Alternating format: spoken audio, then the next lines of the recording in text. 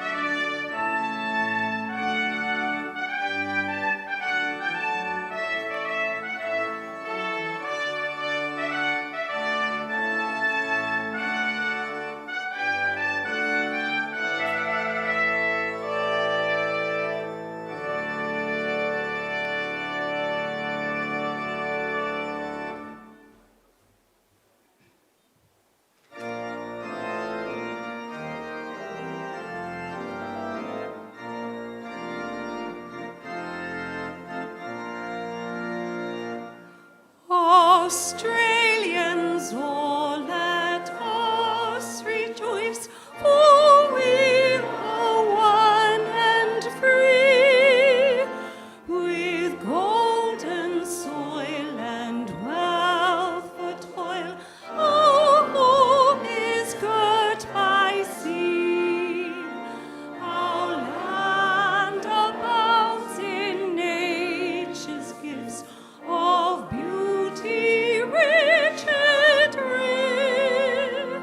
In history's page, let every stage advance Australia fair. In joyful strains, and let us sing, advance Australia fair.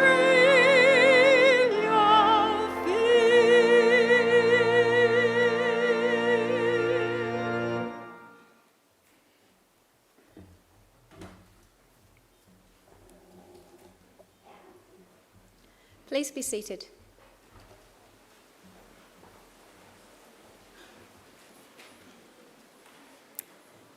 Distinguished guests and graduates, I would now like to invite Uncle Chris Tobin, representative of the Darug people, to offer the traditional acknowledgement of country.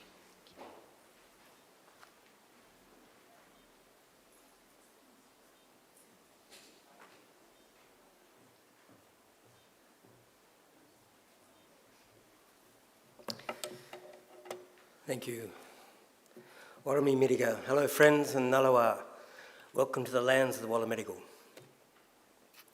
I belong to one of the local Aboriginal families of the Darug people, the traditional custodians over this part of the country. I wish to firstly pay my respects to the country and its people by acknowledging that we do meet here on Wallamata. It's the snapper fish country and the ancestral homelands of the Wallamedigal clan. I'd like to thank the university for their invitation to join you on this grand occasion and to perform the Acknowledgement of Country, which is one of the sweet things in contemporary Australia and much appreciated by our people. My family, in fact, descend from Yarramundi, a respected elder and cleverman of the Burruburungal clan during the early years of colonisation. He saw that our survival in this new world could best be secured if we could learn more about it, and so he enrolled his daughter, Bulungai, or Maria, into the Native Institute, a school set up in 1815 by Governor Macquarie offering formal education to Aboriginal children. Maria studied there for several years and used her newly acquired skills to lobby and ultimately secure some land for herself and her family out along the Richmond Road. Other Aboriginal families soon joined them, and it became a refuge during the brutal displacements of our people throughout the 1800s. It soon became known as the Blackstown, from which the present-day city of Blacktown gets its name. We are very proud of her, as I'm sure your families are of you here today. And with good reason. Your success is our success. Your advancement, our advancement. Now, that was probably better understood in traditional times when camp groups were smaller and clans abided by strict sharing laws, which meant the food you caught and brought back was distributed throughout the rest of the camp. Your skills and good fortune were thus enjoyed by all. Your efforts literally nourished the rest of the community, and you in turn were looked after by them. Yes, we can work quite beautifully when we work together. Our Aboriginal ancestors certainly lived well in many respects, and I use occasions like this to offer them to yourselves as a model or a benchmark on how good to expect our lives today. You see, when Captain Cook arrived here a little over around 250 years ago, he described the people he encountered as one of the happiest people he'd met. They owned nothing, he wrote, but the tools they carried. They were naked, made their shelters from the bark of trees without cutting them down, and fed their families from the earth without excessive tilling or clearing. There was no slavery, no rich and poor, and no homelessness. Armies were unheard of, as were forts, jails, or even fences. People cooperated to collect the resources that were needed, which were then shared out according to strict Aboriginal law. Our lands are maintained in their natural state through fire and responsible harvesting. Our rivers and waterways kept clean and unpolluted, with people drinking out of them as they had done here for the past 30,000 years.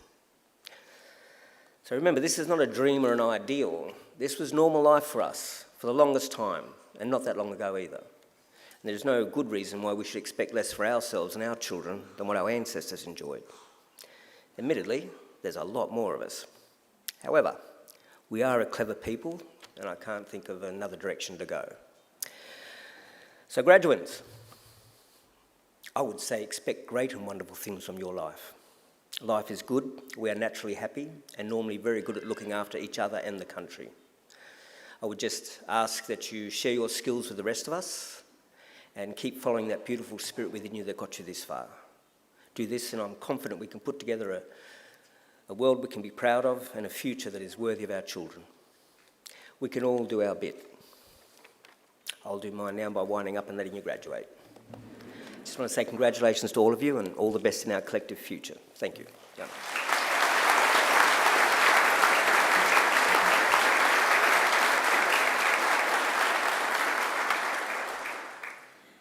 I am pleased to introduce Chancellor of Macquarie University, Dr. Martin Parkinson AC.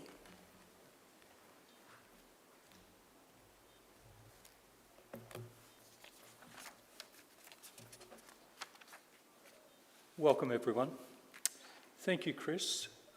Chris does us a great honour at our graduations, he and his family, by welcoming us to country.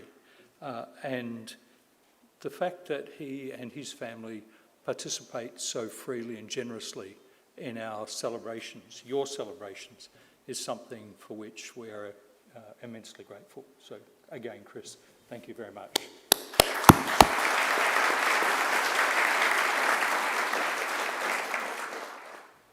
Now, acknowledging country in the form we've just heard is a reminder of the long history of the land on which we meet, of its custodians, the Darug people, and the charge they've given us to use this land well for teaching, learning and discovery. And I'm going to add my own acknowledgement to that. Beawu, Budjeri, Wallamadigal, Yuranin, Darug, Nurayin. I speak well of the Wallamadigal people of the Darug Nation. Niya, Yurabirang, Gi, Nurayin. The people who belong to this country. Beawu, Gulbanka, Ganunigang, Yura, Guragal, Yagu. I pay respect to elders past and present. Yunomori, Gulbanga, Darug, Yura, Budjeri, Gumarawa. I walk with and pay my respect to the people. Ladies and gentlemen, as we gather here today, I'd just like to take a moment to remember the person after whom this great hall is named, Emeritus Chancellor, the Honourable Dr. Michael Egan AO, who sadly passed away in January this year. Michael served as the university's Chancellor from 2008 until 2019, following a parliamentary career that had lasted almost a quarter of a century. He served the people of New South Wales as the state's longest-serving Treasurer. That was in the Bob Carr government. And he was a member of several government and non-government advisory boards, including the Australia Day Council of New South Wales and the Centenary Institute of Cancer Medicine and Cell Biology. Michael was the longest-serving Chancellor of this university, and he officiated the graduation of more than 40,000 students in more than 260 ceremonies. In 2022, he was awarded an honorary doctorate in this very graduation hall here.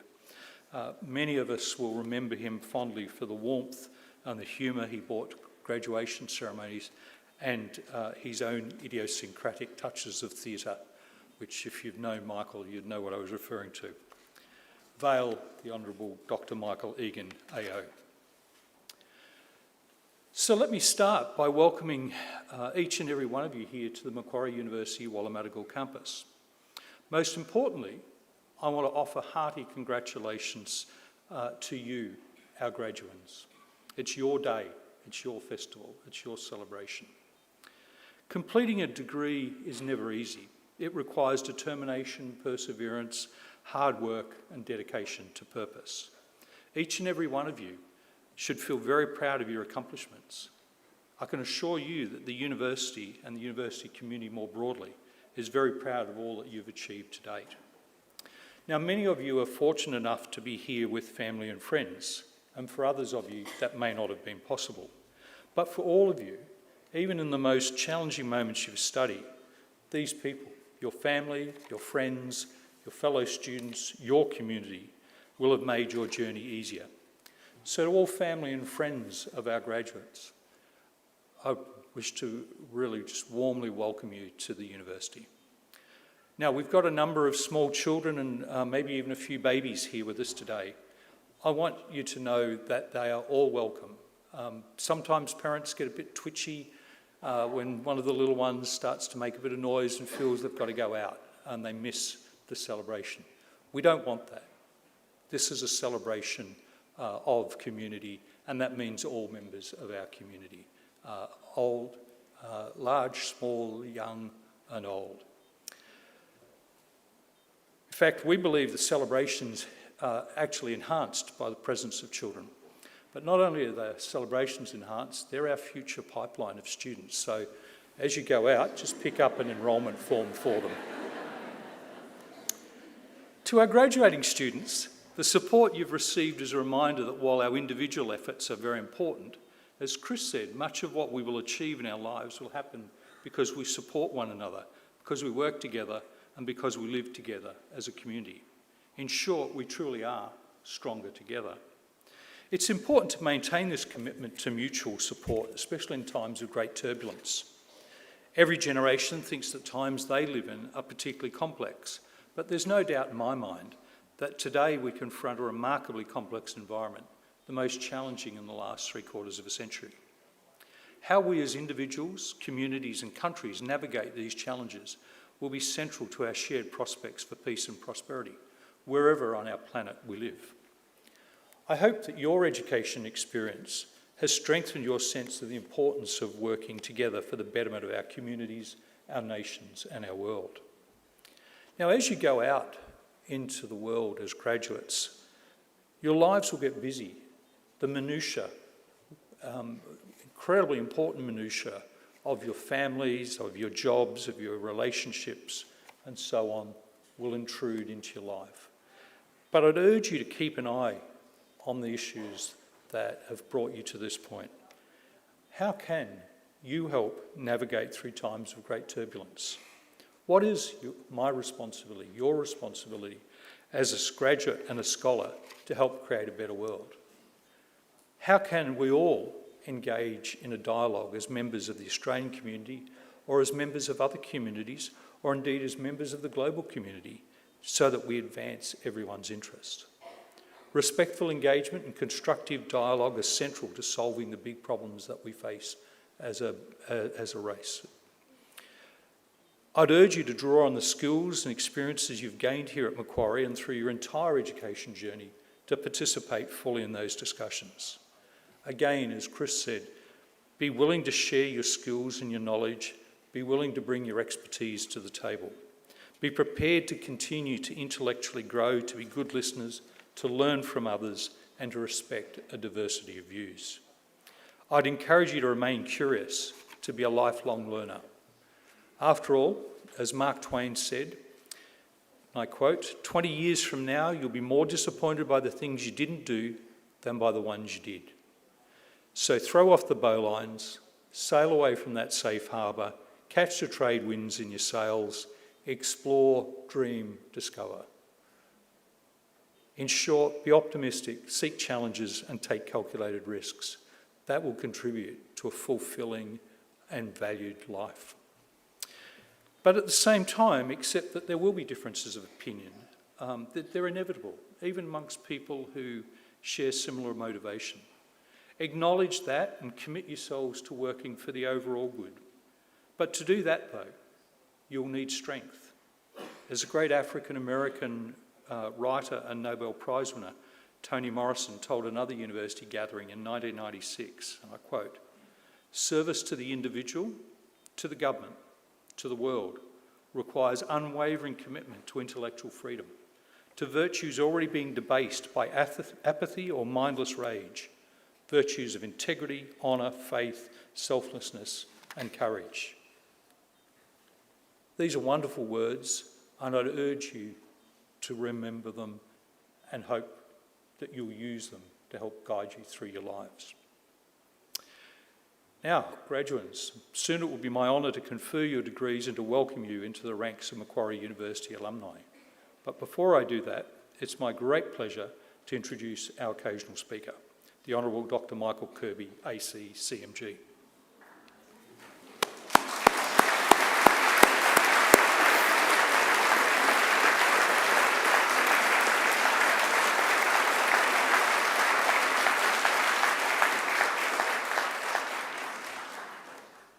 I think the warmth and the spontaneity of that response says everything about the contribution that Michael has made over the course of his life.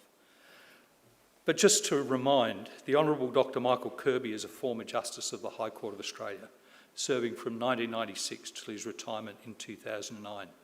He holds a Bachelor of Economics and an Honorary Doctor of Laws. I'm also proud to say that he served as Chancellor of Macquarie University from 1984 to 1993. Over the course of his career, Justice Kirby has directed his relentless work ethic into judicial roles on the New South Wales Court of Appeal, the Federal Court of Australia, and most famously, the High Court of Australia, on which he frequently dissented. So expect a provocative speech from Michael. He served as the Deputy President of the Australian Conciliation and Arbitration Commission, as Chairman of the Australian Law Reform Commission, and as President of the Court of Appeal of the Solomon Islands.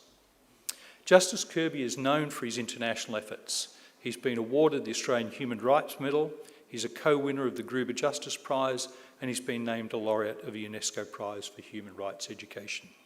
Most recently, he received the inaugural Australian Privacy Medal. The Honourable Michael Kirby continues to contribute strongly to the legal profession, undertaking international activities for the United Nations and the Global Fund against AIDS, tuberculosis and malaria, to name but a few. He frequently dedicates his time to the education of the next generation of lawyers and the legal profession. Now, later this evening, Justice Kirby will be honoured at the official opening of the new Macquarie Law School and Department of Philosophy, the Michael Kirby Building. This groundbreaking building is a fitting testament to the legacy of Justice Kirby and his championship of justice and human rights. So I'd now like you to join me in inviting the Honourable Dr. Michael Kirby, AC, CMG, to deliver the occasional address for this graduation.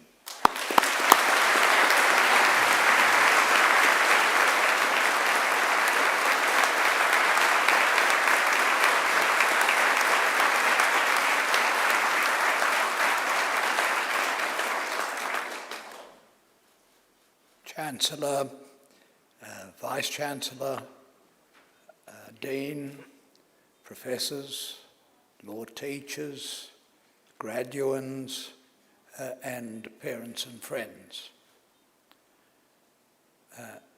I'm delighted to be back here at Macquarie University on an occasion of a graduation. I see the Chancellor all dressed up in those robes I used to own. And if he gets a bit tired during the ceremony, I'll be perfectly happy to take over for a short time.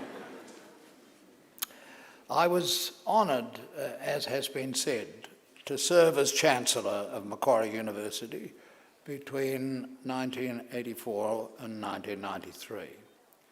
Having served as Chancellor for this period, I listened to hundreds of occasional addresses. One would think that I could call to mind many brilliant occasions and insightful remarks to illuminate this speech today. However, the truth is that I can remember very few of the speeches and virtually none of the wise advice that was given on these occasions. This is a sobering thought on which to embark on my remarks to you, the graduands, today. I remember that some tasks are essential to the graduation day speaker. He or she must not on any account break the fundamental rule limiting the addresses to 15 minutes maximum. Words of congratulations to graduates and graduands are essential. After all, as the Chancellor said, this is your day. All the long years of study, 1 million cups of coffee, preparation for examinations, and intensive training in rigorous thought and fearful examinations come together at this moment. It's also vital on behalf of the community to express thanks to the parents, partners, friends and supporters who helped to get the graduates to this occasion. Rightly, they are bursting with pride. This should be acknowledged, and the speaker must express sincere appreciation on behalf of the students, the university and the community. Thanks should also be expressed to teachers. Going back to that first teacher you had in primary school, do you remember him or her? It began you on this journey to this day. It's important to perform these functions, these essential tasks, but after them there is a huge discretion left to the speaker so long as the first rule of brevity is always kept in mind. Given that I began my university years in 1956 in a different world and completed my LLB degree in 1962 and obtained a master's degree in 1968, the world of my first acquaintance with the law is very long in the past. So what can I say that will be relevant and encouraging to the lawyers of today graduating at this ceremony, contrasting so much with the times then and the times today? The graduates of today will go out into a world that is extremely different from when I first graduated in law in 1962. At that time, we had confidence that we could ultimately solve all the world's problems.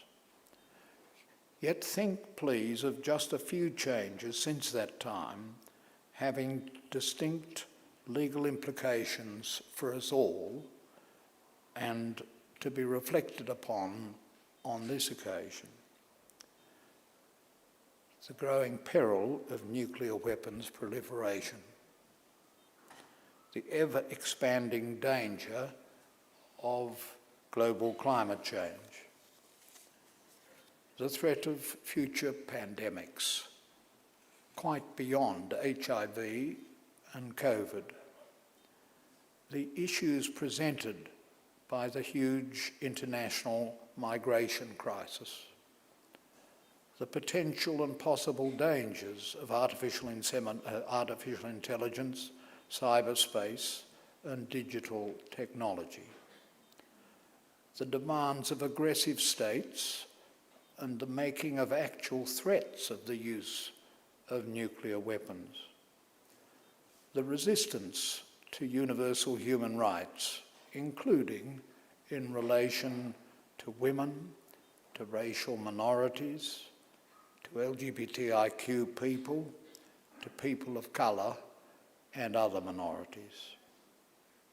The continuing challenge of global poverty, which leaves billions of human beings to go to sleep every night with unrelieved hunger and malnourishment. And the growing dangers of religious intolerance and extremist assertiveness. Yet our species has the capacity to subject these problems and more to rational analysis and to discover cooperative and international solutions.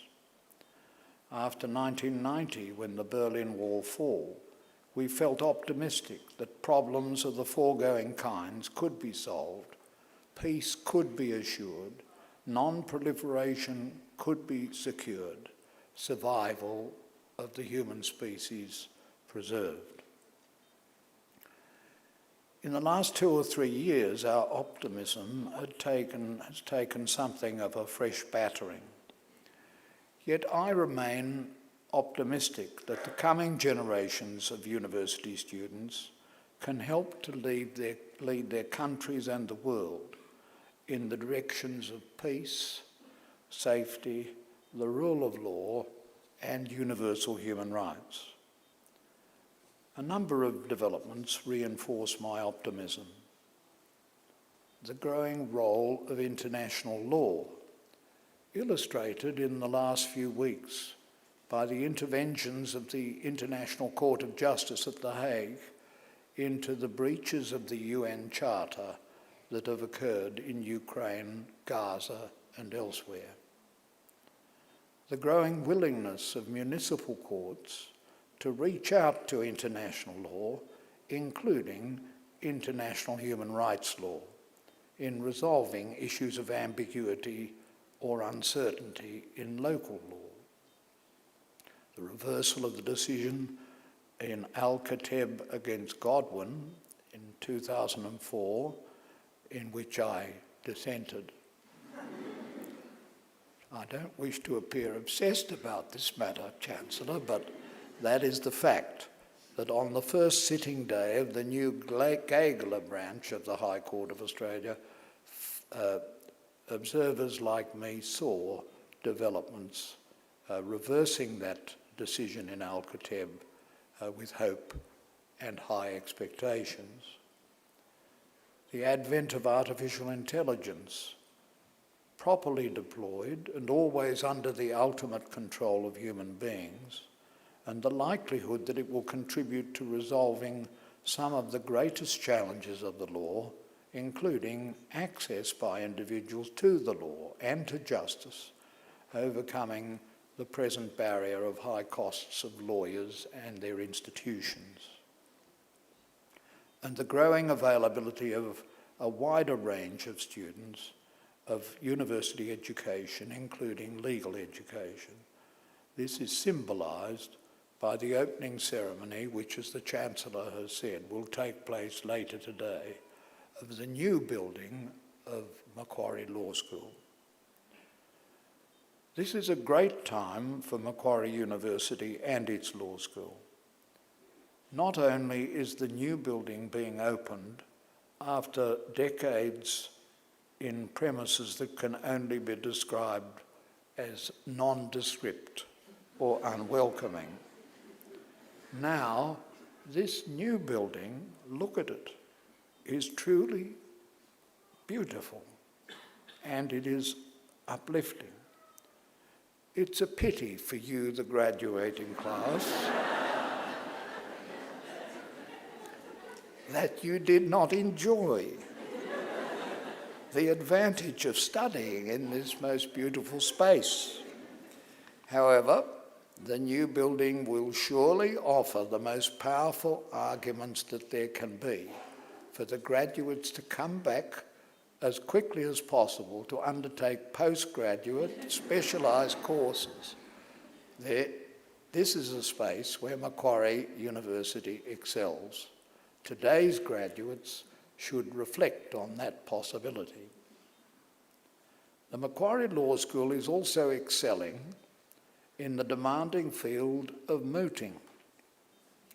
In recent weeks, a team from Macquarie emerged triumphant from the gruelling competition to be the finalists amongst the competing teams from all of Australia's best universities in the Jessup Moot competition in international law.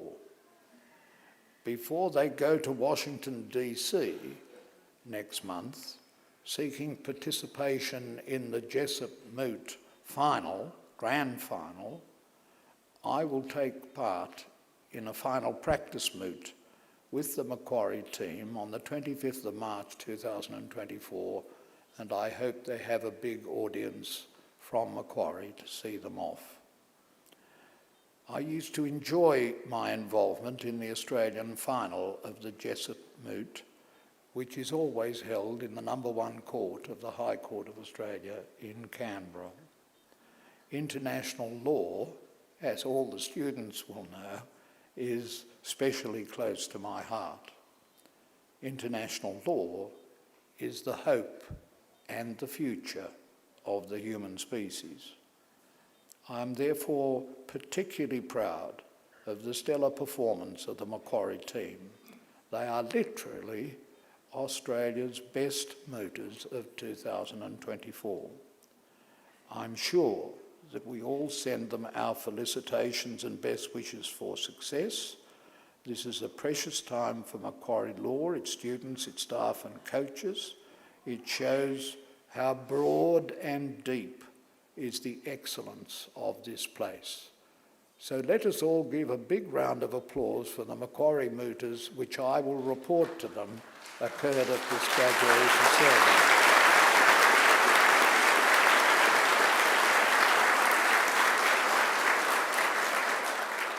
To finish, in the space of time that is allotted to me, I hope I can be permitted to make a personal reference to the importance of this day for me. Today, in addition to participating in this important ceremony and in the naming of the new building after me that will follow later this afternoon, Macquarie University does us the honour of naming the lecture hall at the entrance to the new building after my partner of 55 years, Johan van Vloten, who is here with me this afternoon. 55 years.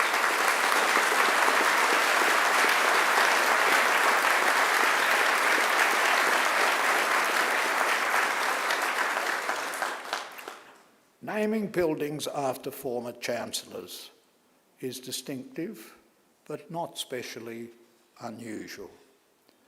However, naming a lecture space in a new building after the partner of a former chancellor is definitely unusual. Naming such a space after a same-sex partner is, so far as I'm aware, a world first for equality and human dignity.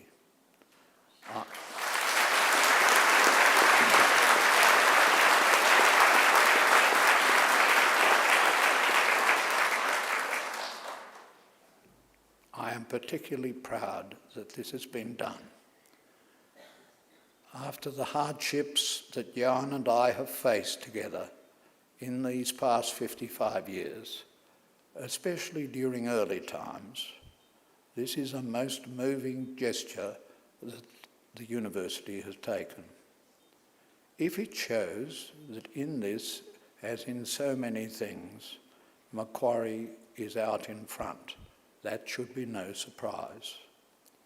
It's a gesture for rationality, for a scientific approach to a sensitive global issue, and for a bold gesture where the time for silence has long since passed. I end by wishing all the graduates here present success in their professional pursuits, happiness in their lives in the law, a most exciting activity, and also love and joy in their personal lives, without which the stresses of work would be unbearable and often meaningless. I hope that all of you will remember this day, as my partner Johan and I will always do. It is a day we share together. It is for all of us special and precious, not just for the remunerative objectives of lawyers. Qualifications matter, but for the message of love that it allows us to share on such a day with those who are closest to us. They love us, we love them, and we should say so, and we should love Macquarie University.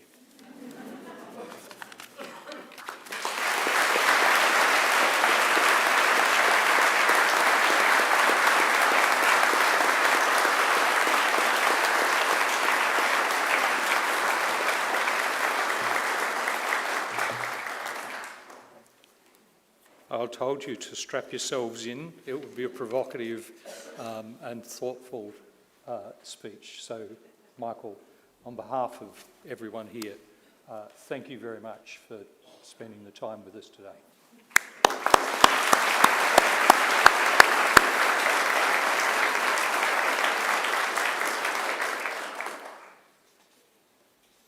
Now we get to your bit.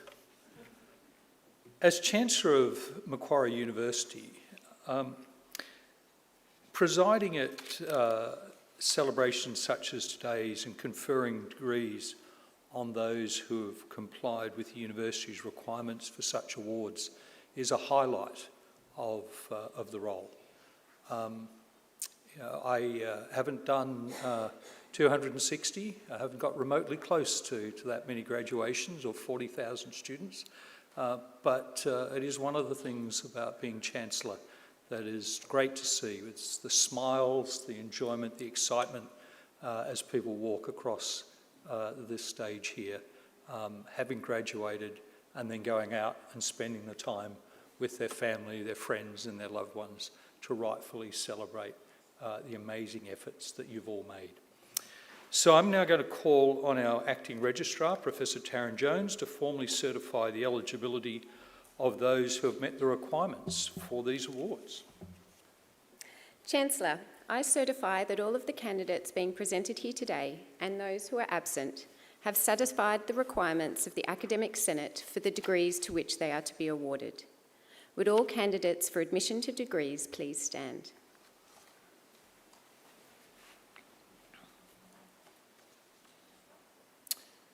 In the name of the Macquarie University Council and by my authority as Chancellor, I admit each of you present and those who are absent to the degrees for which you have qualified.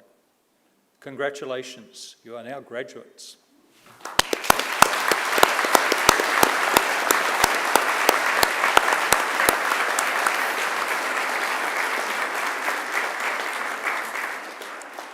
Graduates, please be seated. Chancellor, the graduates at this ceremony are from the Faculty of Arts. I now call on Professor Lise Barry, Dean of the Macquarie Law School for the Faculty of Arts, to present the graduates. Professor Barry.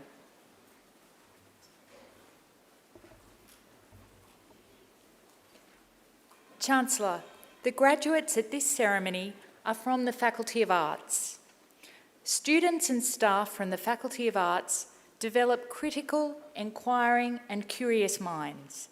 They work together within and across disciplinary boundaries to ask questions about socially complex problems. They identify paths of research, analyse and communicate ideas in creative formats, and reflect on the skills and knowledge they need in order to understand the world, past, present and future. Students are encouraged to use their skills and talents to connect with local and global communities.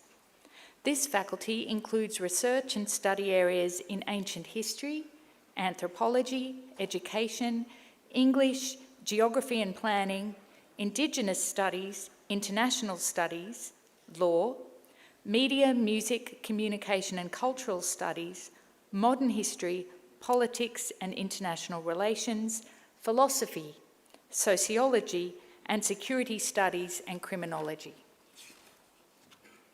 Through transformative education, Faculty of Arts graduates are equipped to face societal challenges with a deep evaluative mind, strong reasoning and a well-established ethical compass.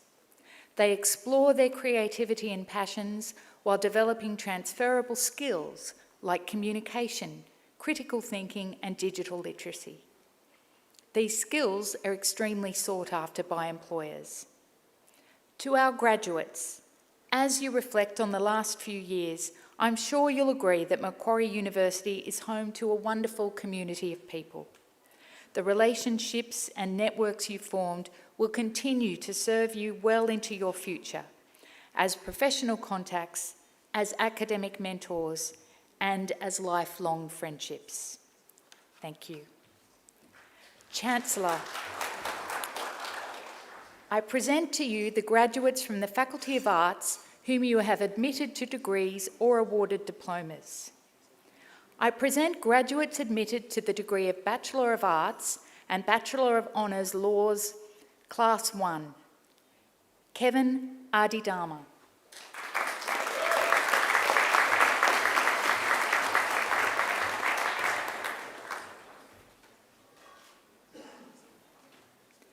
Ethan Inches.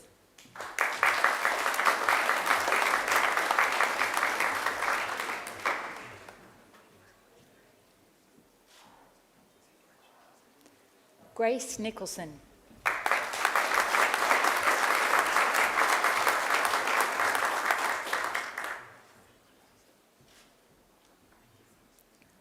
I present graduates admitted to the degree of Bachelor of Arts with the degree of Bachelor of Laws Honours Class 1. Cameron Amadi.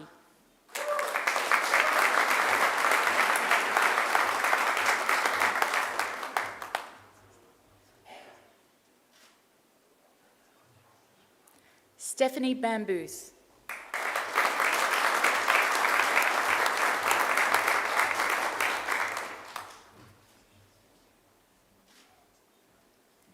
Madison Bateman.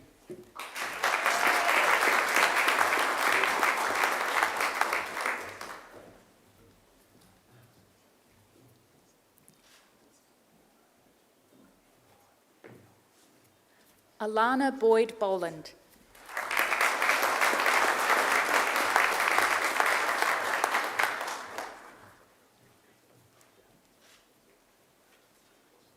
Ruth Kumarasamy.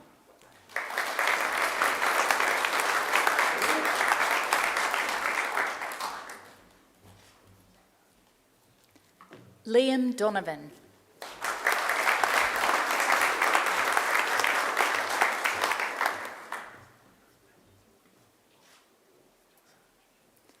Samuel Fallows.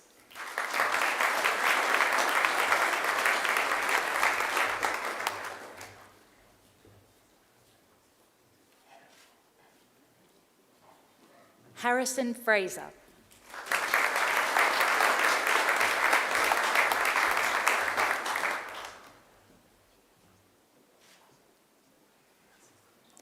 Ellie Yongma.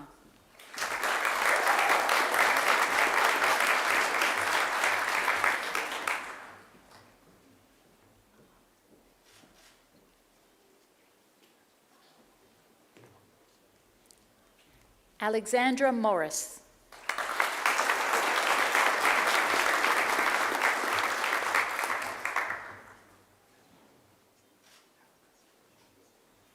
Ryan Murray.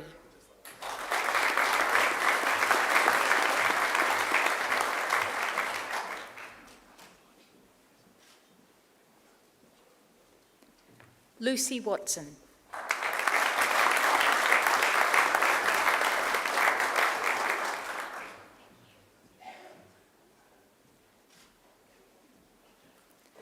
I present the graduate admitted to the degree of Bachelor of Commerce and Bachelor of Laws Honours, Thomas Humphrey.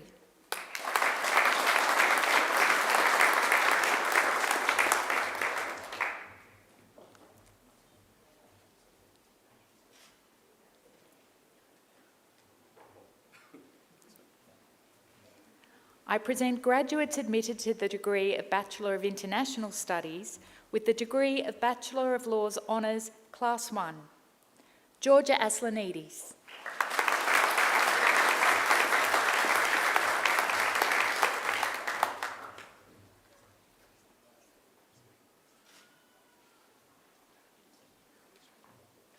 Zoe Ray.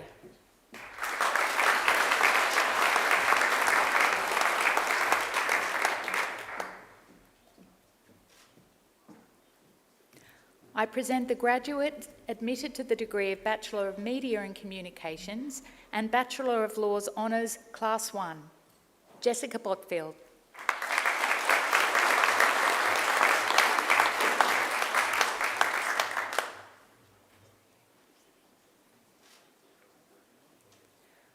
I present graduates admitted to the degree of Bachelor of Security Studies with the degree of Bachelor of Laws Honours, Class 1, Jemima Collins.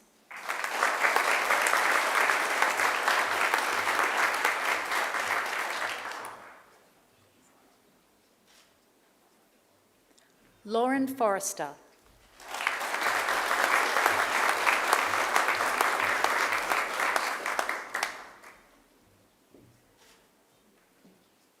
Samuel Ryder.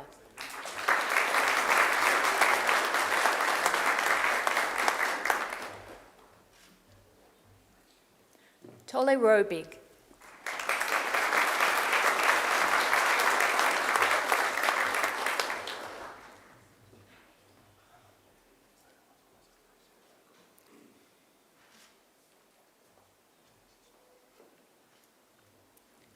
I present graduates admitted to the degree of Bachelor of Social Science with the degree of Bachelor of Laws Honours, Class 1, Bridget Charalambu.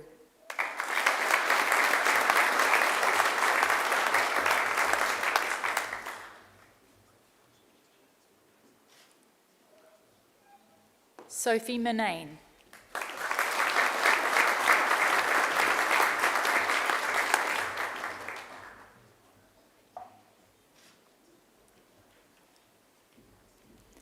I present graduates admitted to the degree of Bachelor of Laws Honours, Class 1, Alyssa Abeltaif.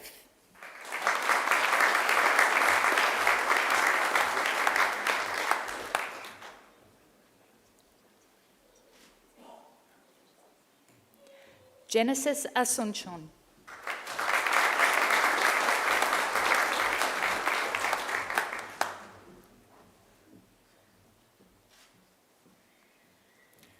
Tia Della Vergen.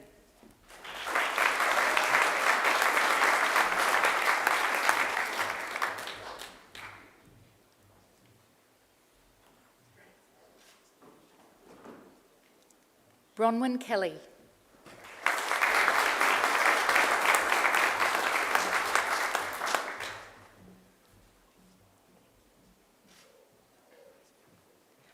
Jae Young Kim.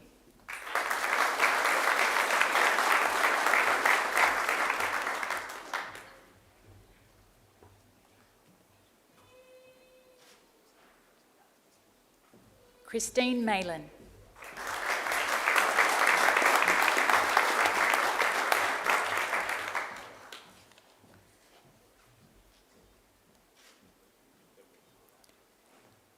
Leah Miller.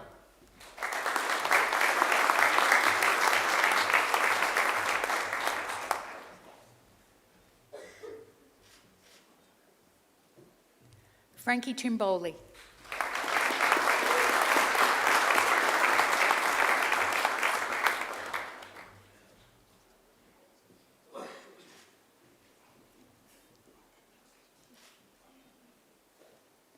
Julia Whitney.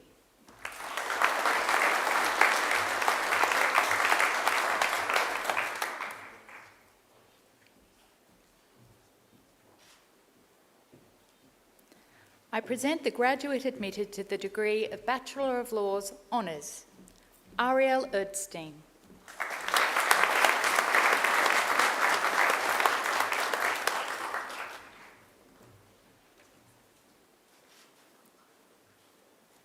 I present graduates admitted to the degree of Bachelor of Arts and Bachelor of Laws, Angela Dela Cruz.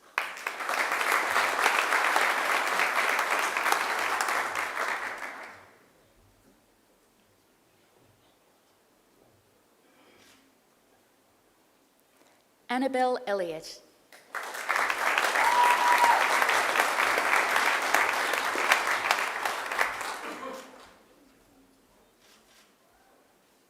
Madeline Jennings.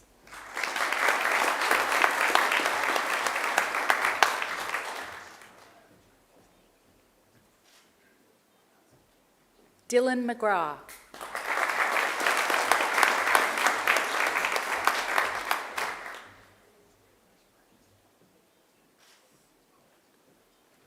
And Shika Sharma.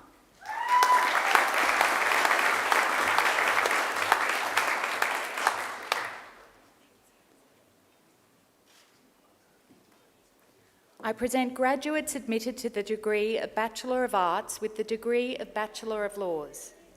Samantha Blackwell.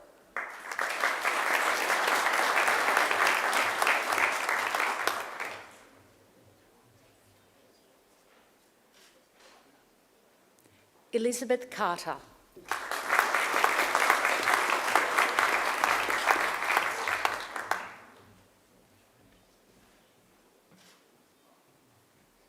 Tara Connolly.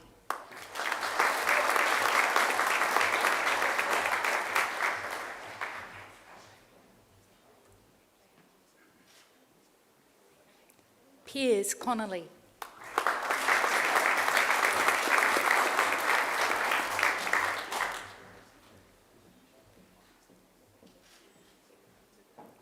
Christina Dedal.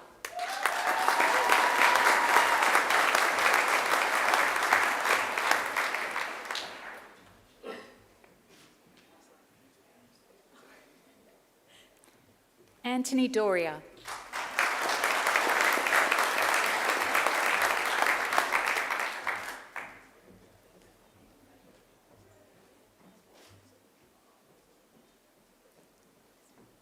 Tamana Ebadi.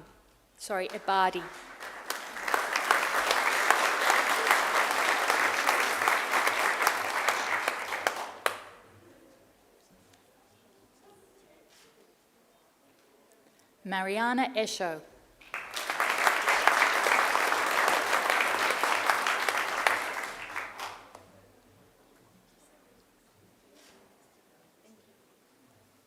Renz Falguera.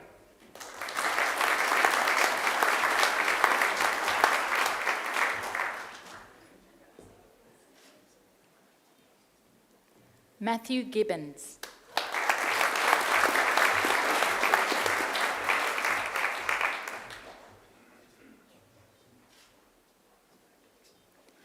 Ina Groschel.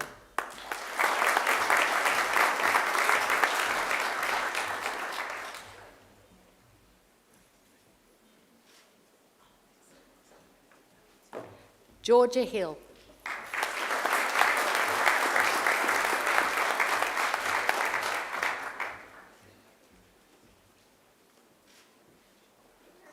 Simone Joseph.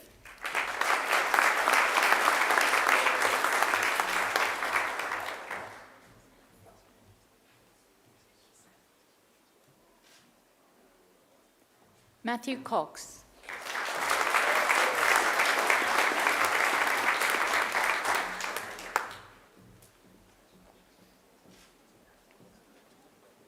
Daniel Malat.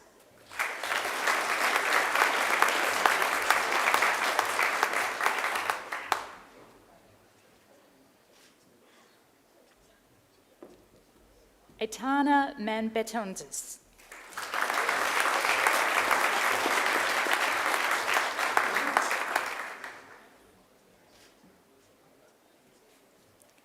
Caitlin Marks.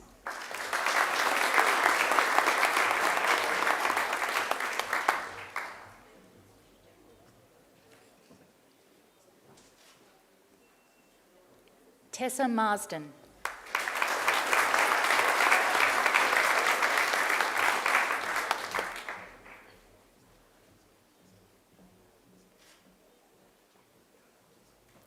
Rhiannon Marshall Wheat.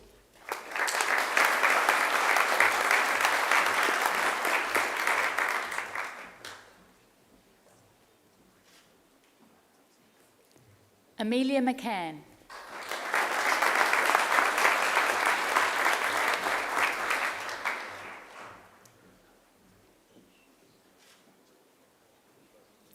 Hopeful Makucha.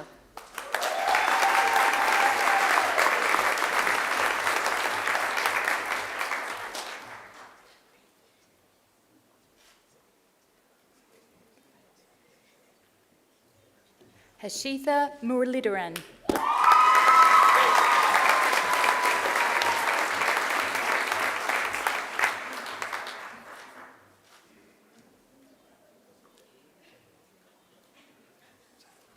Tiana Pond.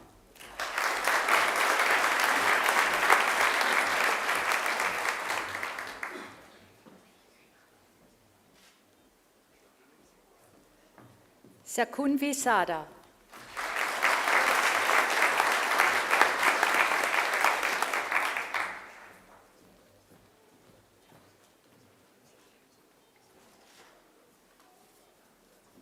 Sut Sher.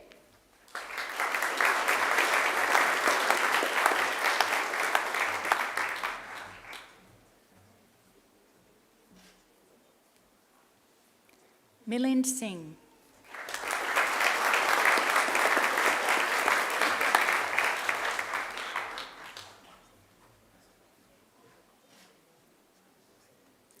Sabrina Stoyanovska.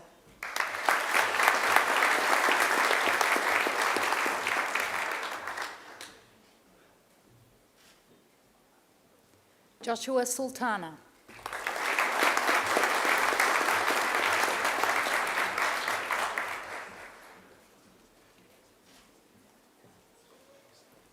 Alice Webb.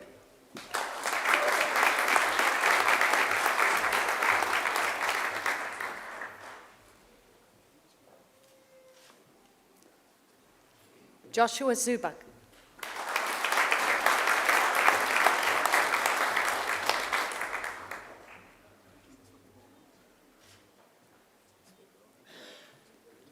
I present the graduate admitted to the degree of Bachelor of Commerce with the degree of Bachelor of Laws, Nafisa Fadusi.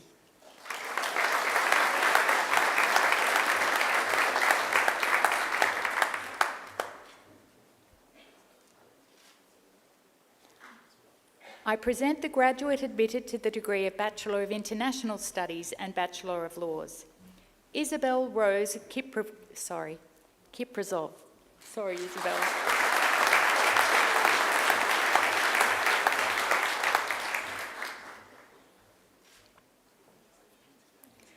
I present graduates admitted to the degree of Bachelor of International Studies with the degree of Bachelor of Laws, Anjali Ayer.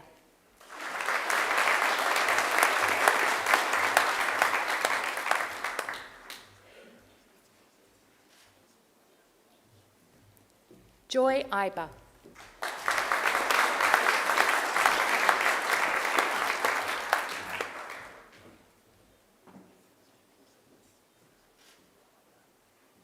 Nicole Urich.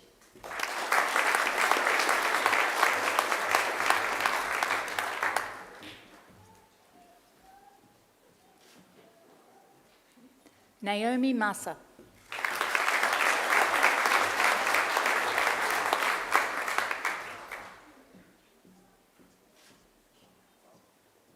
Hannah Pearson.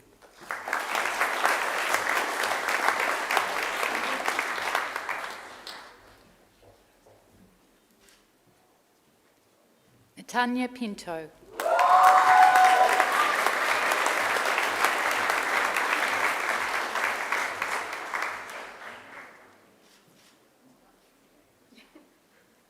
Matthew Wang.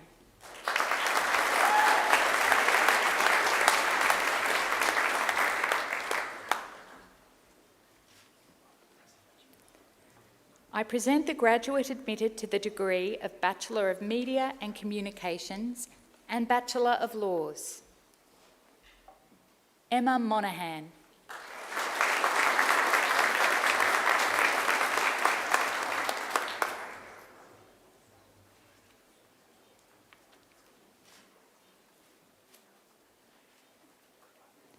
I present graduates admitted to the degree of Bachelor of Media with the degree of Bachelor of Laws. Tiana Jade Atkinson.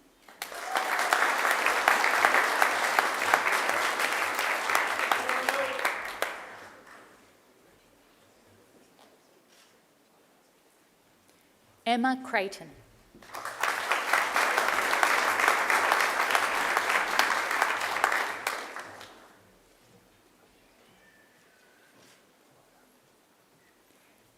Emma Farncombe.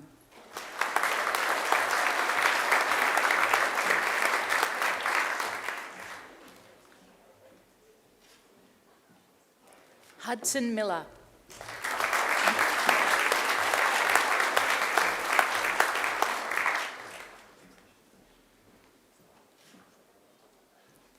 Catherine O'Brien.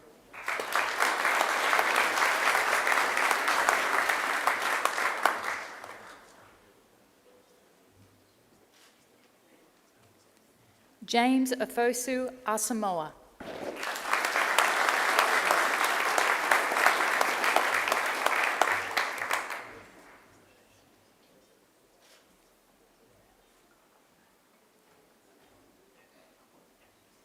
Jacqueline Pearce.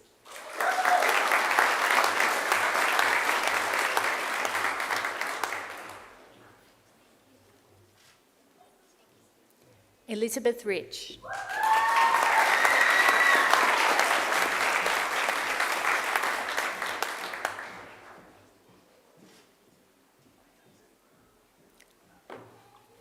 Alapi Srikumar.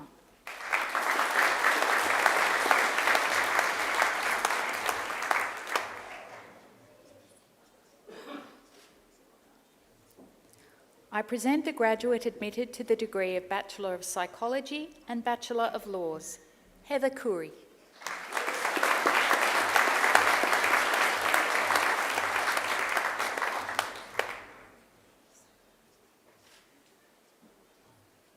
I present graduates admitted to the degree of Bachelor of Security Studies and Bachelor of Laws, Isabella Fordy.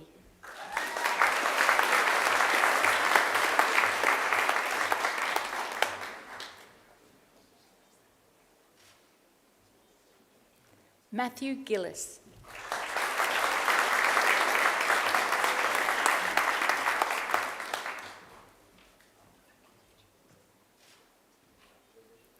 I present graduates admitted to the degree of Bachelor of Security Studies with the degree of Bachelor of Laws, Imogen Breslin.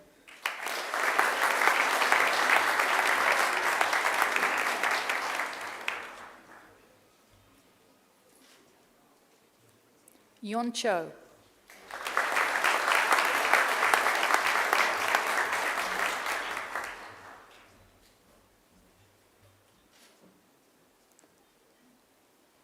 Chloe Korn.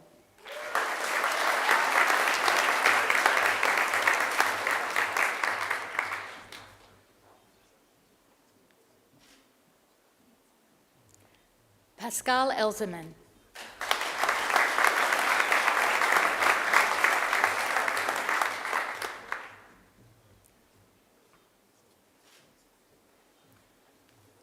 Eric Josephoff.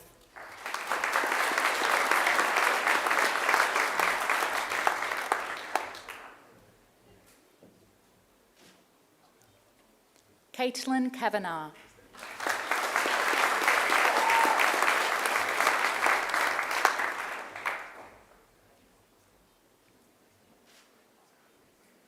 Sophie Lavings.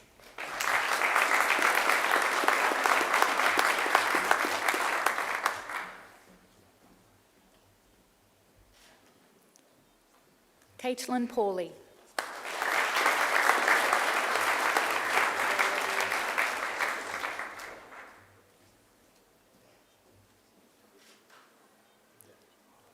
Vashishta Ramanathan.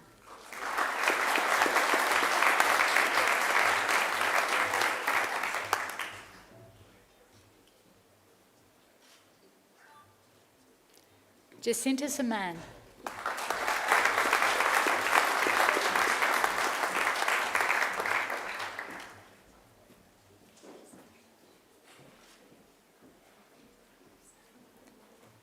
Krishneel Singh.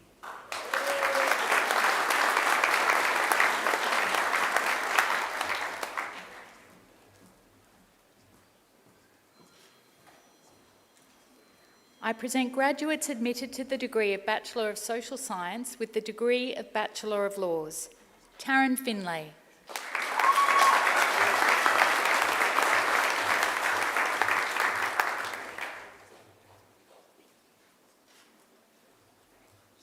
Malika Singh.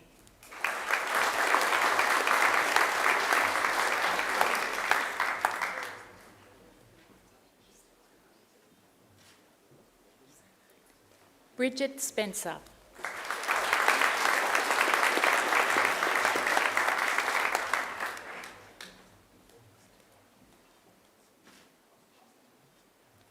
I present graduates admitted to the degree of Bachelor of Arts. William Lucabio.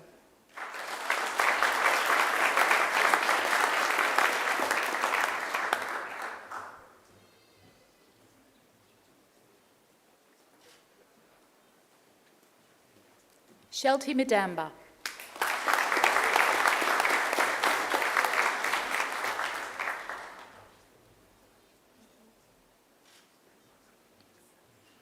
I present graduates admitted to the degree of Bachelor of Laws. Jonathan Amizayan.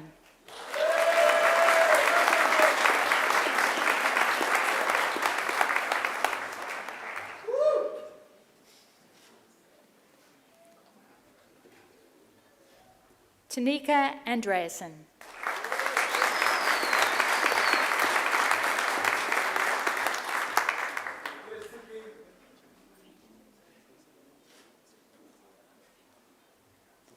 Ruponti Aitik.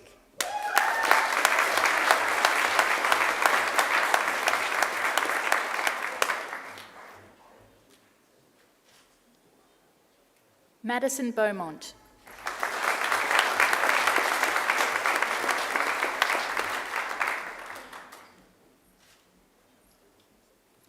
Montana Bissat.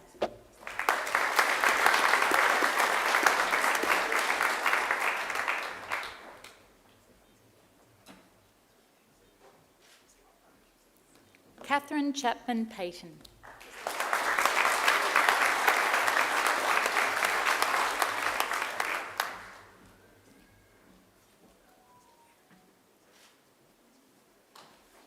Rebecca Klukas.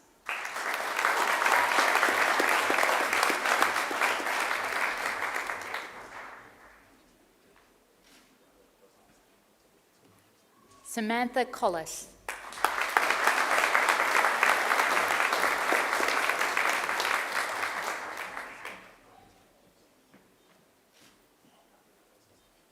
Samuel Debney.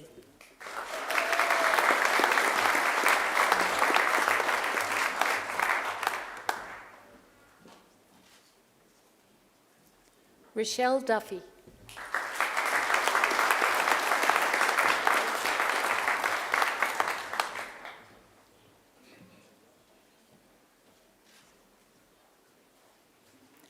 Ilakia Ilengoyan.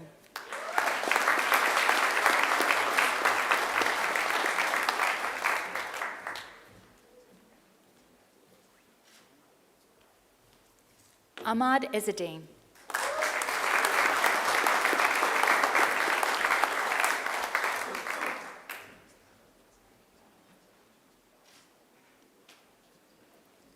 John Vahado.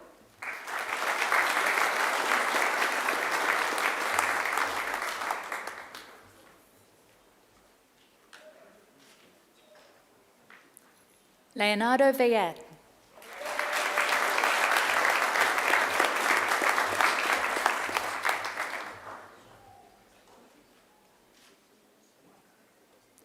Bartholomew Findlay Williams.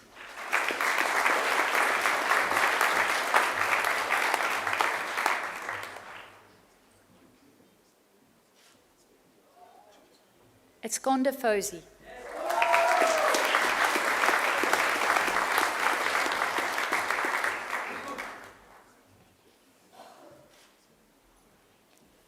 Jessica Go.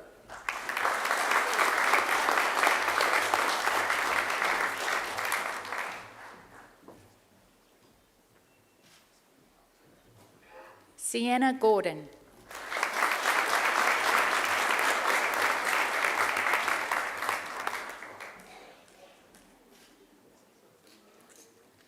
Shania Gamaras.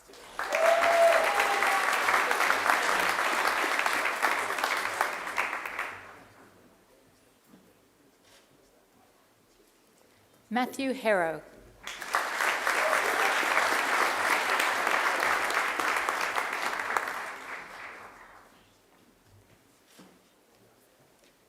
Grace Ienko.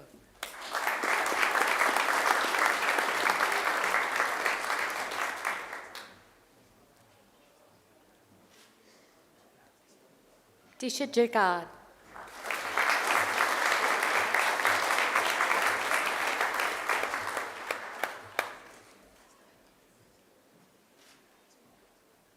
Simone Gelsma.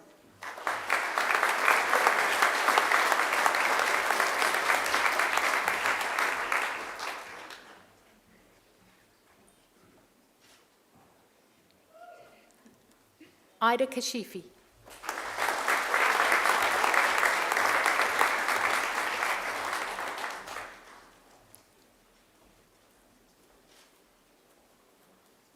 Carla Kudoglian.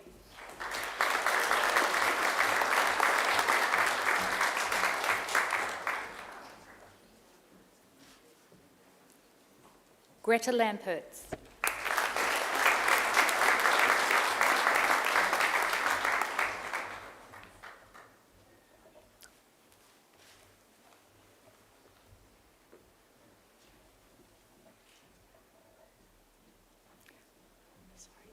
Afia Larson.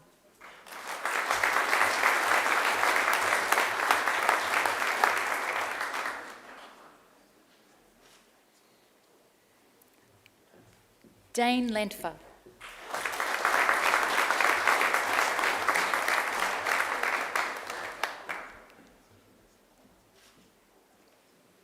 Annie Minukian.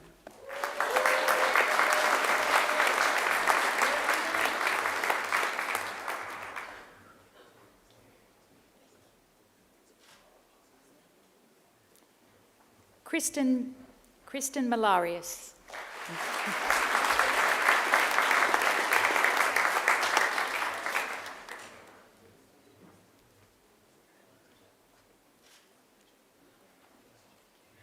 Tiaba Musani.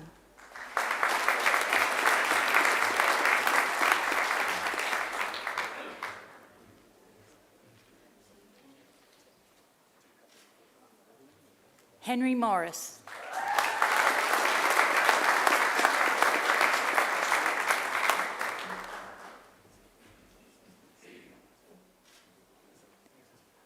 Omar Musa.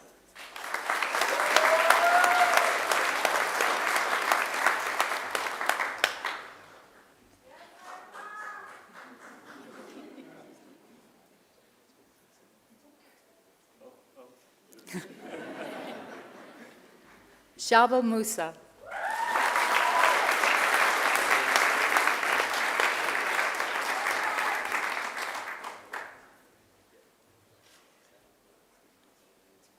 Rayanne Nashab.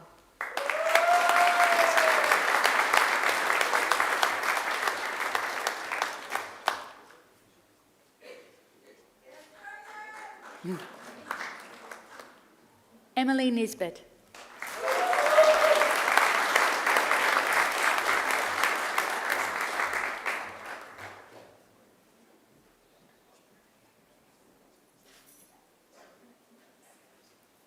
Keely Noble.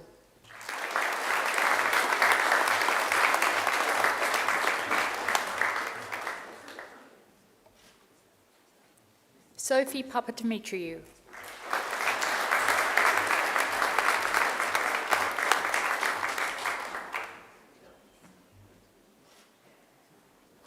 Jig Parente.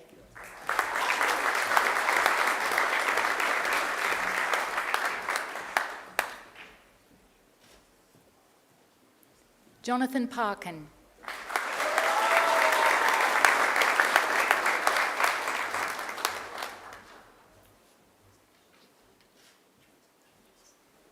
Michael Pascoe.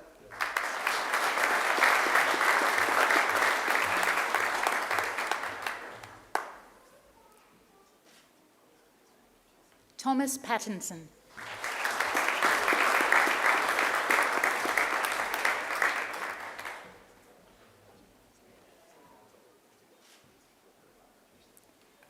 Christine Pay Benito.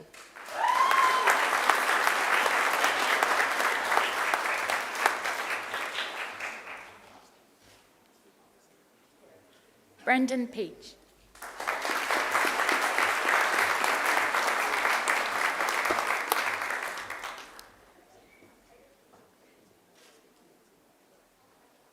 Charlotte Pratt.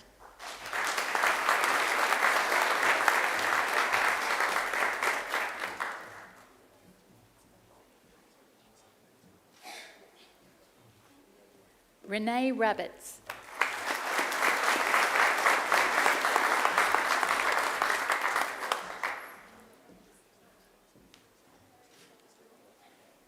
Tamina Saboon.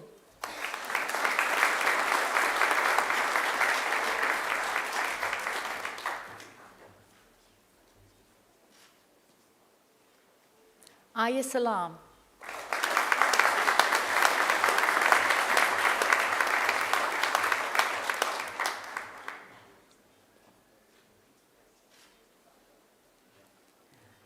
Lara Maria Sava.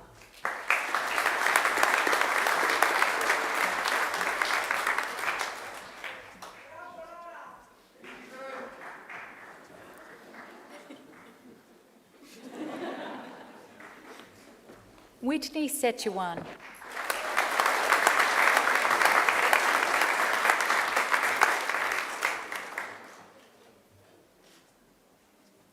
Noreen Shirazi.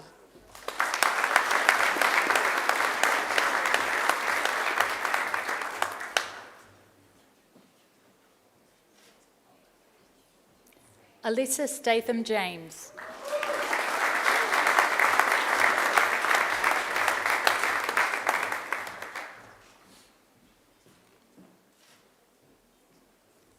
Isabella Turner.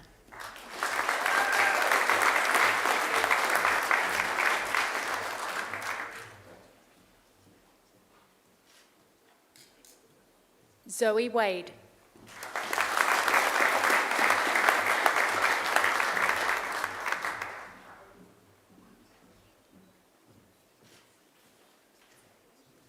I present graduates admitted to the degree of Master of International Business and Master of International Trade and Commerce Law. Lillian Faisy Sobby.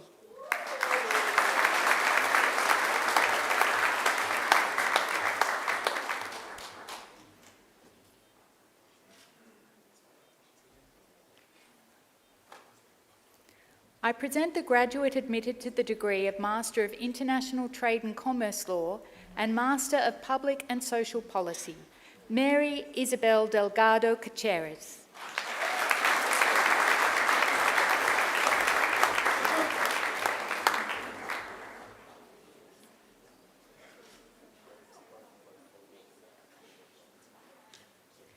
I present graduates admitted to the degree of Juris Doctor, Sally Bastian.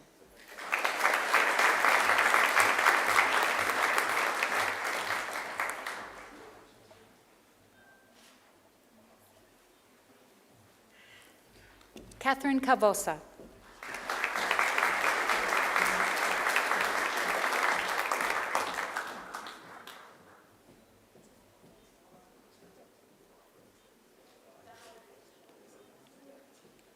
Bryden Collins.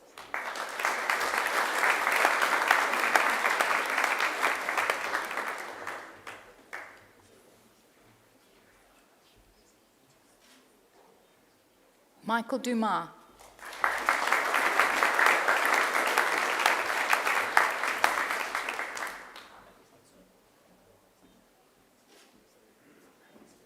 Grant Ferreira.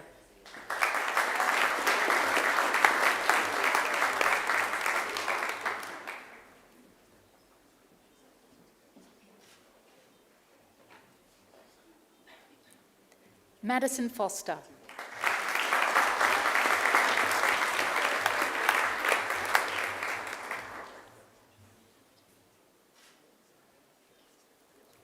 Zoe Gleeson.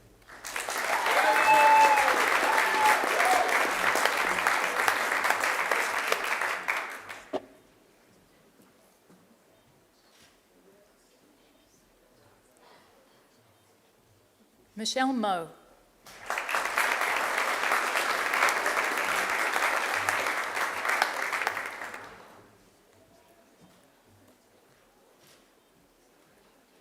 Rachel Muller.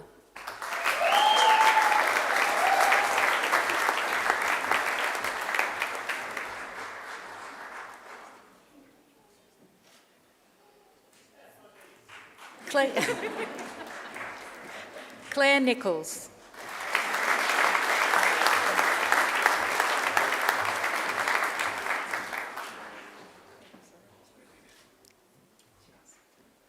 Donna Reigate.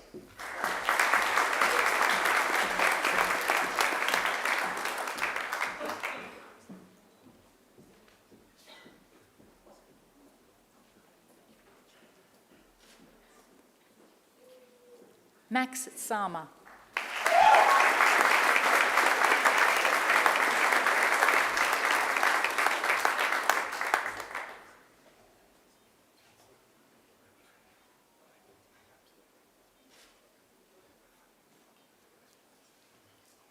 Elsie Shelley.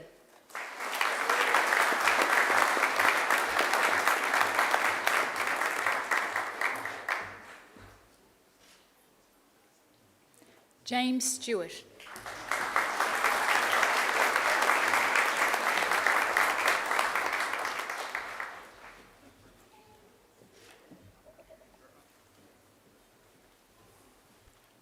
Jamarco Testa.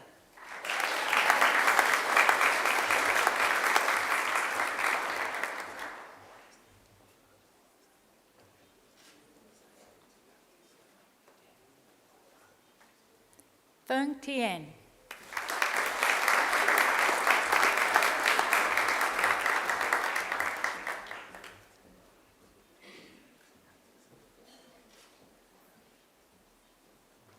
Thomas York.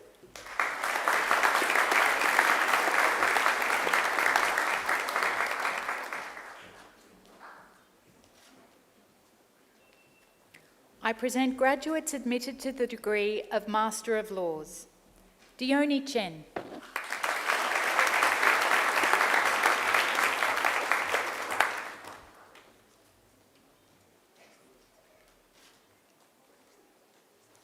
Christina Economos.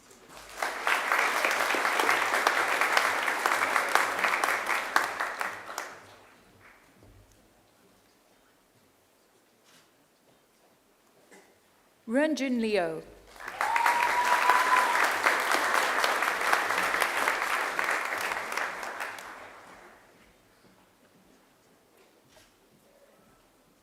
Dimas Wibisono.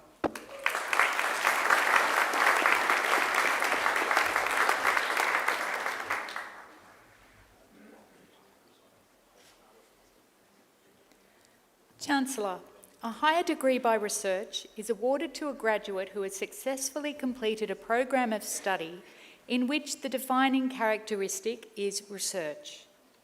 Our Master of Research is a 2-year full-time equivalent research training degree consisting of research-based coursework, postgraduate research training, and a major research project.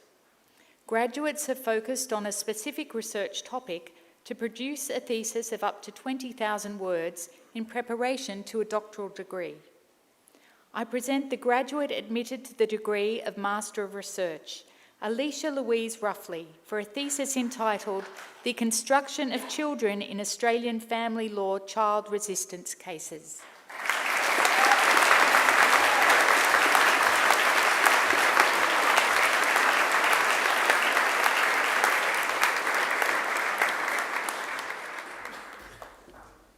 The Doctor of Philosophy is awarded to graduates who have demonstrated the capacity to conduct research independently by forming a distinct contribution to the knowledge of the subject and to afford evidence of coherence and originality, shown either by the discovery of new facts or by the exercise of independent critical power.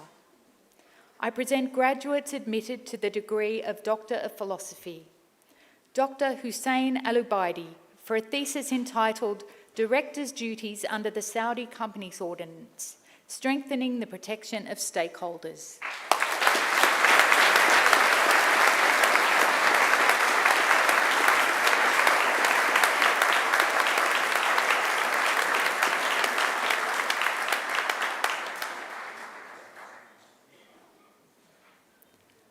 Dr. Helen Easton, for a thesis entitled Contested Discourses, a feminist socio-legal examination of legal responses to prostitution in the UK.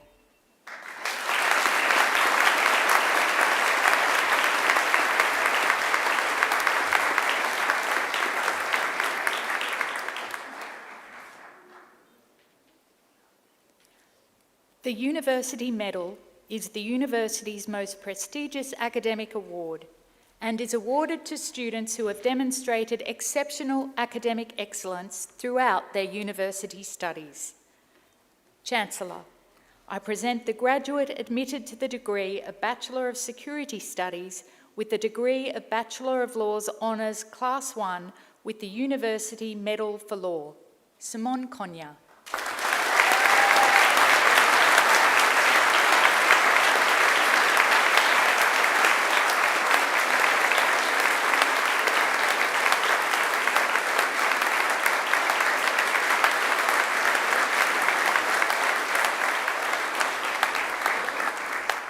Chancellor, that completes this afternoon's presentation of the graduates from the Faculty of Arts.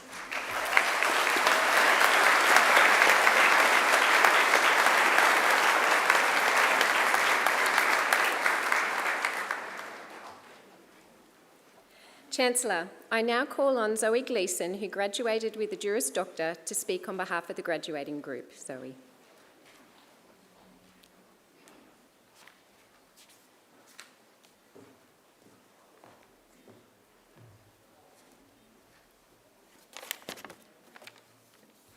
Chancellor, Vice-Chancellor, members of the university, fellow graduates and guests, we did it.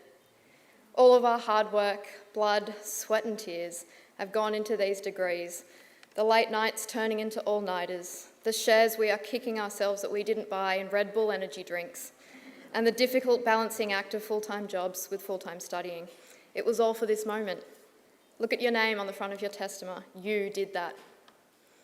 I knew I was going to be a lawyer after watching Elle Woods in Legally Blonde when I was 8 years old, whilst my avenue to this degree was a serious adventure, spending 4 years at TAFE finding myself and becoming a big fish in a small pond, completing a BA in criminology. I owe this all to Elle. We have a ton of people to thank who have helped support us through our Macquarie University academic careers, without whom we sure would have failed. In particular, Macquarie Law School staff who have saved us time and time again. Dr. Henry Carr, who somehow made property law interesting enough that I wasn't checking my emails during lectures. Dr. Holly Dole Macquarie, who introduced me to the law in my undergraduate degree and supported my severe obsession with the AGLC4. Dr. Andrew Burke, whose impassioned love of criminal law has inspired me to pursue a career as a criminal defence lawyer. I'm certain that both you and Professor Lees-Barry are happy that I am graduating today after filling all my queries and issues over these past 6 years. To our parents and families, my mother is the true MVP here and my biggest cheerleader. From going on late night Macca's runs and keeping me fueled while studying for exams, to listening to endless lectures with me and poking me whenever I fell asleep, to the dulcet tones of Professor Kathy Sherry's Equity and Trust lectures, and for flipping through the AGLC4 as fast as she could to assist me with my lengthy footnotes. My father, who is my best friend, was constantly used as a springboard for all of my essay ideas and arguments, our heated debates over assessment topics during the ad breaks of binge-watching episodes of Suits, and for always being forced to read my essays before I submitted them. To our friends and chosen family, your unending support shows just how much you love us and how much we love you. My JD girls, starting our friendship in Keith Williams' Foundations of Law Tute back in 2019 and becoming fast, lifelong friends and now colleagues. Our matching Macquarie degrees will always keep us together. As Elle so eloquently put in her Harvard Law graduation speech, passion is a key ingredient to the study and practice of law and of life. It is with passion, courage of conviction, and strong sense of self that we take our next steps into the world. Whether it is cashing in that 10% alumni discount and enrolling into higher education, or branching out into practice, just remember that the days of eating cheap 2-minute noodles on the floor of your kitchen, priestly 11 core units, and trying to cram in 13 weeks of lectures in 24 hours on 2 times speed before an exam are all things of the past. Congratulations, graduates. All of our hard work has truly paid off.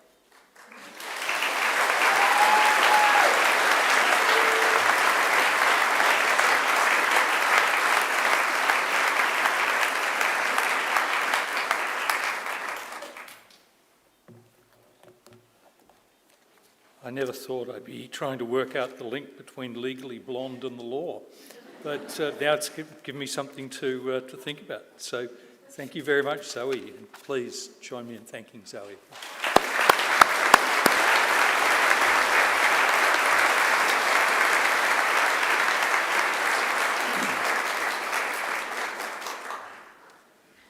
Distinguished guests, please join me again in expressing our appreciation to Yvette Masters for that wonderful performance.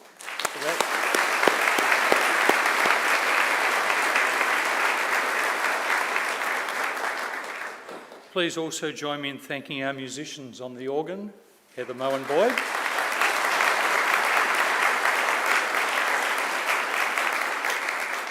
And on the trumpet, Melanie McLaughlin.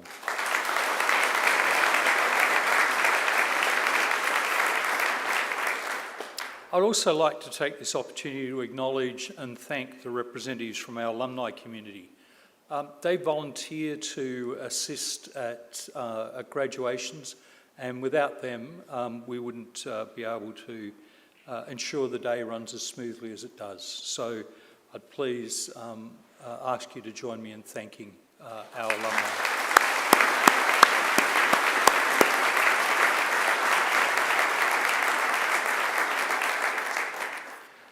And finally, please join me in thanking our technical staff who ensure that the proceedings can both be seen and heard here in the room, but also for those who are watching the live cast at home.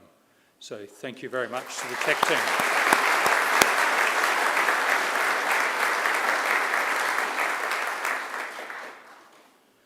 Graduates, this ceremony is a rite of passage, but not, I hope, the end of your connection with this university. You're now part of our family of alumni, a group of more than 234,000 people living in over 150 countries.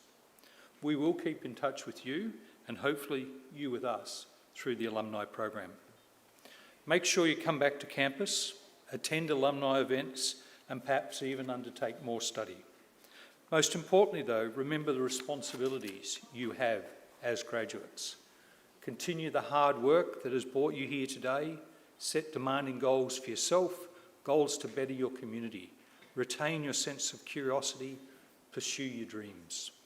And remember the people who helped you along the way. Some are here, and I'd like you to acknowledge their support on your behalf. Thank you very much.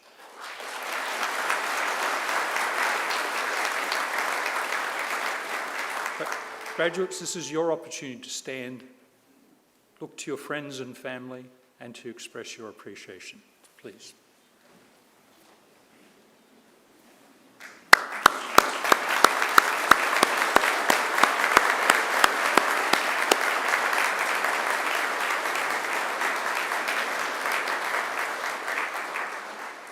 Now please turn to the front but remain standing. With me on the dais are representatives of our academic staff, the people who have taught you, and I'd ask you to join me in thanking them for all of their efforts.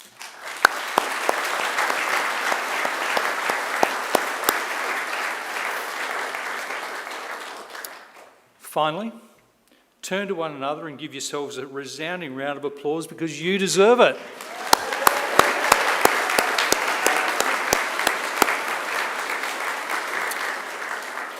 Well done. Please remain seated.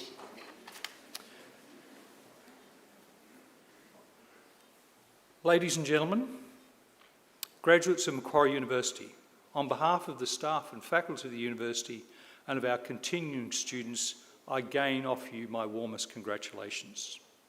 For all of you joining us here today, family and friends, I thank you on behalf of the entire community of this university, and in particular on behalf of your graduates.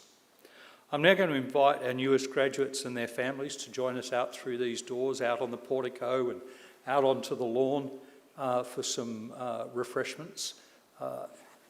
Take the opportunity to walk around the campus if you haven't done so. It is a stunning place and it'll give you a chance to see where your loved ones have been working away so hard for so long. I hope today will retain a special place in your memory as you go forward. I'm now going to ask everyone to stand, please, and to remain standing while first the official party and then our new graduates depart the hall. Thank you very much.